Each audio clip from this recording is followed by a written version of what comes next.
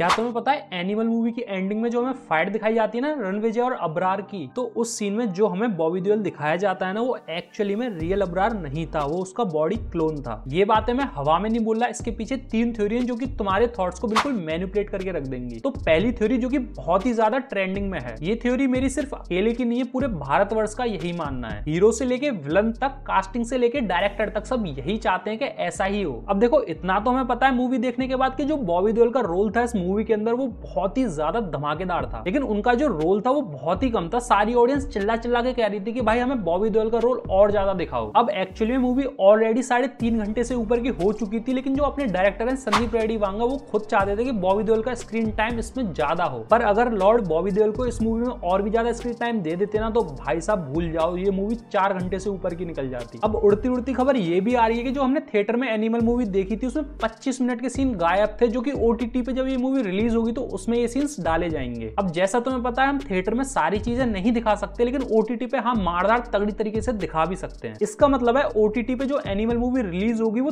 3 घंटे 40 मिनट से भी ऊपर पहुंच जाएगी। अब तुम ही बताओ भाई लोगों, अगर लॉर्ड बॉबी को इसमें और भी ज्यादा सीन्स दे देते तो भाई मूवी का जो रन टाइम है वो कहां पहुंचता। अब इसमें भी कुछ लोग कह रहे थे कि मूवी में से कुछ सीन्स को उड़ा देते, लॉर्ड बॉबी को इसमें कुछ सीन्स और दे देते। पर भाई मैं सच बताऊं, पर्सनली मुझे पूरी मूवी में कोई भी सीन ऐसा नहीं लगा कि ये क्यों डाला है, या फिर मैं कहीं भी थोड़ा बहुत भी बोर हुआ हूं। I was fricking enjoy it. इसी सब डिबेट के चलते हुए हमारी ऑडियंस का ये कहना है जो लास्ट में हमारा जो बॉबी देओल मरा था वो एक्चुअली में बॉबी देओल नहीं था, उसका बॉडी क्लोन था। क्योंकि बस एक यही तरीका है जिससे हम बॉबी देओल को एनिमल 2 में देख सकते हैं, जिसका अनाउंसमेंट हमें पहले ही दे दिया गया था एनिमल पार्क के जरिए। अब देखो, डायरेक्टर संदीप रेड्डी वांगा का खुद ये कहना है कि हाँ, इस मूवी में लॉर्ड बॉबी देओल को बहुत कम सीन दिए गए थे, और मैं चाहूंगा कि बॉबी देओल को इस मूवी में और भी ज्यादा स्क्रीन टाइम मिले, जो कि सीधा सीधा हिंट ये दे देता है कि एनिमल पार्क में अपने लॉर्ड बॉबी देओल हो सकते हैं। और उनके होने का बस एक ही तरीका है कि जो हमें लास्ट में सीन दिखाया गया था, रणविजय जब अबरार को मार देता है तो एक्चुअली में वहां पे वो अबरार के क्लोन को मारता है, ऐसा हमें दिखाया जाए आगे चल के एनिमल पार्क के अंदर। एक तो ये थ्योरी है जो कि डायरेक्टर के पॉइंट ऑफ व्यू से फिट बैठ रही है। अगर वो चाहे तो एनिमल पार्क के अंदर बॉबी देओल को ला सकते हैं, और ऐसा करें क्यों ना भाई, एनिमल मूवी की सारी जो हाइप थी वो अपने लॉर्ड बॉबी देओल ही ले गए थे। अब मैंने जितनी भी मूवीज देखी है उसमें मोस्टली ये होता है, जब उसकी एंडिंग होती है तो उसमें जो पोस्ट क्रेडिट सीन आता है वो पूरी मूवी की हाइप लेके चला जाता है पोस्ट क्रेडिट सीन। पर भाई एनिमल मूवी की एंडिंग में जो पोस्ट क्रेडिट सीन आया था वो खतरनाक तो था, लेकिन उससे भी ज्यादा हाइप जो लेके गए थे वो अपने लॉर्ड बॉबी देओल ही लेके गए थे। वैसे यार मजा तो जब आता जब ट्रेलर के अंदर हमें कहीं भी नहीं दिखाया जाता कि इसमें बॉबी देओल है, और जब हम स्क्रीन पर डायरेक्ट देखते भाई क्या ही एक्सपीरियंस हो जाता। भाई सच बता रहा हूँ, मजा आ जाता। वैसे क्या तुम्हें पता है, बॉबी देओल से जब एनिमल पार्क के बारे में पूछा गया था तो उन्होंने कहा था मुझे इसके बारे में कुछ नहीं पता था, वो तो स्क्रीनिंग के टाइम पे जब हमने मूवी देखी तो एंडिंग में मुझे पता लगा कि डायरेक्टर ने ऐसा कुछ भी डाला हुआ है इस मूवी के लिए। अब या तो अपने बॉबी देओल हमसे झूठ बोल रहे थे, या फिर ये एक स्ट्रेटेजी हो सकती है आगे के लिए, जैसे हमने पहले भी देखा है मार्वल की कास्टिंग को अनजान बनते हुए ऑडियंस को पागल बनाते हुए। अच्छा, ये वाली थ्योरी रही डायरेक्टर के पॉइंट ऑफ व्यू से कि कैसे बॉबी देओल को इस मूवी मतलब एनिमल पार्क के अंदर लाया जा सकता है। अगर हम अगली थ्योरी देखें मूवी के हिसाब से, तो मैं उसके लिए तुम्हें कुछ चीजें समझाना चाहूंगा। तो जब अनिल कपूर पे पहली बार हमला होता है तो रणविजय को नहीं पता होता है कि ये हमला किसने करवाया है, जिसके चलते वो प्लान बनाता है और अनिल कपूर का एक बॉडी क्लोन लेके आता है। वो बॉडी क्लोन को इतना ट्रेन कर देता है कि पहचानना मुश्किल हो जाता है कि असली कौन है और नकली कौन है, जिसके चलते रणविजय को फाइनली पता लग जाता है कि उसके बाप पर हमला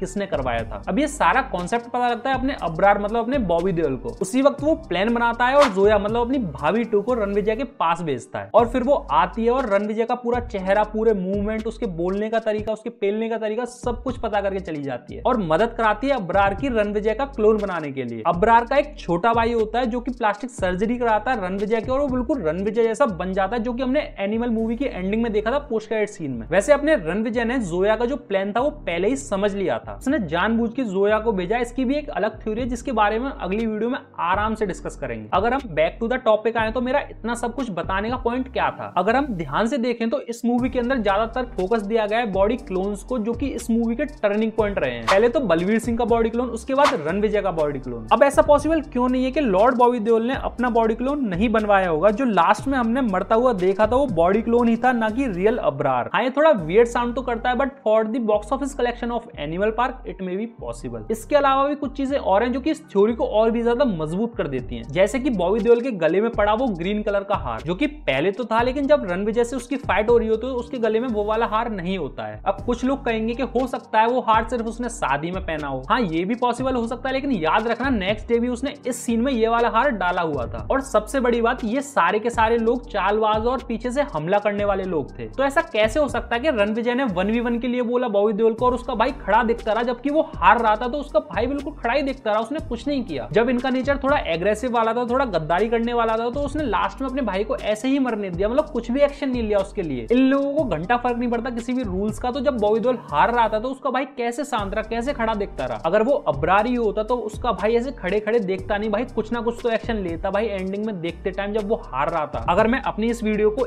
एक लाइन में बताऊं तो भाई देखो ऐसा है, ऑडियंस को पसंद आ गया था बॉबी देओल का रोल। डायरेक्टर संदीप रेड्डी वांगा भी चाहते हैं कि बॉबी देओल एनिमल पार्क के अंदर हो ताकि इस ऑडियंस को सारा मजा दे सके। और बॉबी देओल को एनिमल 2 में दिखाने का बस एक ही रास्ता है कि जो लास्ट में फाइट दिखाई गई उसमें ये दिखा दिया जाए कि वो सिर्फ बॉडी क्लोन था, ना कि रियल अब्रार। ऐसा करके डायरेक्टर हमें हमारे बॉबी देओल लौटा सकते हैं अगर वो चाहें तो। बाकी भाई डायरेक्टर की मर्जी, हम तो बस थ्योरी दे सकते हैं, हमारा यही काम है। वैसे इस मूवी को इतना शेयर करो ताकि ये वीडियो डायरेक्टर तक पहुंच जाए और ये वाला जो आइडिया उनके दिमाग में भी इंप्लांट हो जाए और वो इस बारे में भी सोचें, ताकि हम अपने प्यारे बॉबी देओल को एनिमल 2 में भी देख सकें। अगर थ्योरी अच्छी लगी हो तो वीडियो को एक लाइक जरूर देना, और हाँ कमेंट में अपने ओपिनियन जरूर देके जाना इस थ्योरी को लेके। मैं जरूर देखना चाहूंगा तुम लोगों की क्या क्या थ्योरीज हैं। तब तक के लिए देखते रहिए पीजे एक्सप्लेन। अम्मा बहन पे आ जाऊंगा मैं, इनकी अम्मा बहन पे आ जाऊंगा मैं।